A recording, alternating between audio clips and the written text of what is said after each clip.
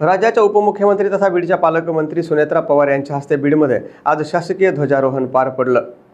हे ध्वजारोहण कार्यक्रम झाल्यानंतर सुनेत्रा पवार यांनी माध्यमांशी प्रतिक्रिया देताना अजित पवारांनी बीडसाठी जे काही स्वप्न पाहिलं आहे ते स्वप्न पूर्ण करण्यासाठी मी प्रयत्न करेल असं सांगितलं।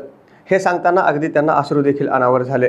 अजित पवार यांच्या माध्यमातून बीडमध्ये कोट्यावधी रुपयांची विकास कामं सुरू आहेत, मात्र त्यांच्या अपघाती निधनानंतर ही कामे पूर्ण होतील का असा प्रश्न पडला होता आणि त्यानंतर आता सुनेत्रा पवार यांनी बीडकरांना आश्वासित केलं आहे की अजित पवारांनी जे काही स्वप्न पाहिलं आहे ते पूर्ण करण्यासाठी त्या प्रयत्न करणार आहेत। महाराष्ट्राच्या तमाम जनतेला, देशातल्या परदेशातल्या सगळ्याच महाराष्ट्रातल्या सगळ्या लोकांना मी महाराष्ट्र दिनाच्या आज शुभेच्छा देते। आज कामगार दिन पण आहे, कामगार दिनाच्याही शुभेच्छा देते आणि बुद्ध पौर्णिमा आहे त्याची सुद्धा मी शुभेच्छा देते।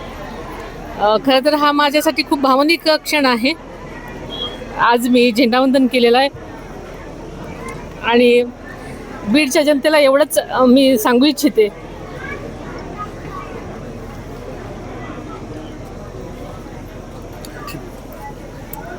की दादांनी जे स्वप्न बीडसाठी बघितलेले आहेत, जे ड्रीम प्रोजेक्ट त्यांनी घेतलेले होते ते सगळे पूर्ण करण्यासाठी मी मनापासून प्रयत्न करतील आणि बीडच्या जनतेला, बीडकरांना महाराष्ट्रामध्ये एक अव्वल जिल्हा म्हणून पुढे नेण्यासाठी आम्ही सगळेच प्रयत्न करूयात असं मी त्यांना आवाहन केलेलं आहे।